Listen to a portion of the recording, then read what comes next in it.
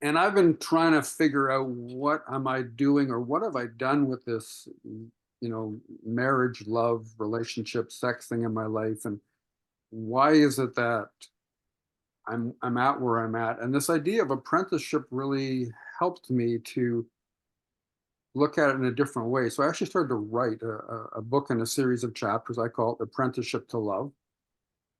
But there were a number of ideas from that conversation that just keep percolating up in my own writing, in my own life, but also when I work with others. And this morning, actually, I was writing about the story you told about breaking momentum. Why did your mother make you sit down to eat? That's what you told that in the Comox Valley last year. And Yeah. most of us men, and I worked in the startup world for a number of years and basically burnt myself and several of relationships in the process. We're in this big hurry to get somewhere, and there's not enough of our mother calling us to sit down and just, you know, eat our sandwich. So, and I found that to be really a powerful tool with particularly the men that I work with.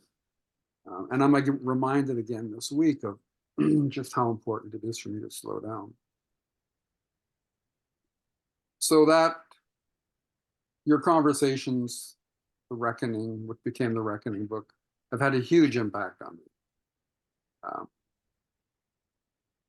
and now you're doing another series, and it's related to things that are really important to me. I'm just going to read a quote here from the manuscript of the forthcoming matrimony book.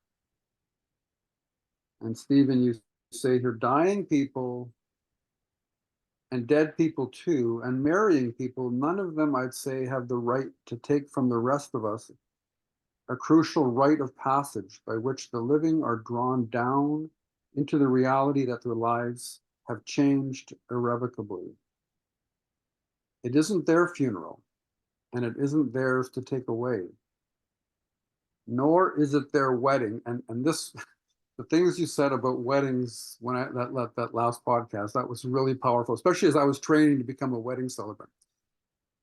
It isn't their funeral, and it isn't their stick away, and it isn't their wedding. It's a village rite, a communal affirmation of the village's ways of getting on, not quite being able to. The village, or what's left of it, deserves a right of recognition of the seismic change in their lives that matrimony would make given half a chance. Matrimony doesn't belong to the betrothed. It belongs to the communities that live out and enforce and endure the changes in life that matrimony is supposed to bring.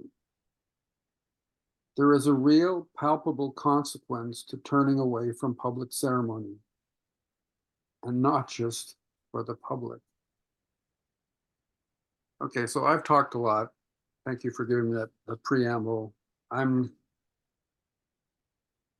would love to hear you, Stephen, talk about that passage